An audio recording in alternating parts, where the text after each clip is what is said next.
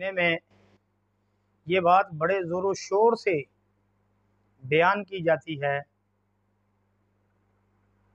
کہ جو 10 محرم کو اپنے اہل و عیال پر فراخی کرتا ہے، کچھ خرچ کرتا ہے، تو پورا سال جو ہے اس کے مال کے اندر وسعت رہتی ہے۔ تو یہ بات یاد رکھیں، جناب نبی کریم صلی اللہ علیہ وآلہ وسلم سے ایسی کوئی بات ثابت نہیں ہے۔ اس حوالے سے طبرانی کبیر کے اندر عبداللہ ابن مسعود رضی اللہ تعالی عنہ سے مروی ایک روایت 10,007 نمبر پر آتی ہے۔ اس روایت کے اندر مرکزی علت حیثم بن شداخ وہ ضعیف الحدیث راوی ہے، ائمہ محدثین نے اس پر جرح کی ہے۔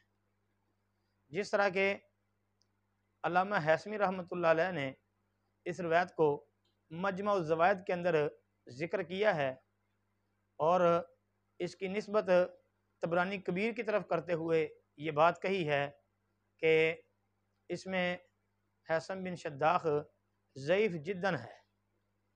تو یہ بات یاد رکھیں، جتنی بھی اس حوالے سے مرفوع روایات بیان کی جاتی ہیں، پیش کی جاتی ہیں، کوئی بھی ثابت نہیں ہے۔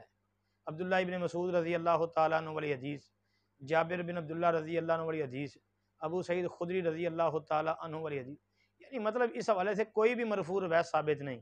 ہاں ایک اثر جو ہے یہ الاستذکار حافظ ابن عبد البر رحمۃ اللہ علیہ کی، اس میں ایک اثر حضرت عمر رضی اللہ تعالیٰ عنہ کا وہ بیان کیا جاتا ہے کہ جس نے اپنے گھر والوں پر عاشوراء کے دن وسعت کی مال خرچ کیا تو پورا سال اس کے مال میں فراوانی کی جائے گی۔ اس حوالے سے جو ہے الاستذکار میں یہ اثر حضرت عمر رضی اللہ عنہ کا بیان کردہ موجود ہے، لیکن یہ ثابت نہیں ہے۔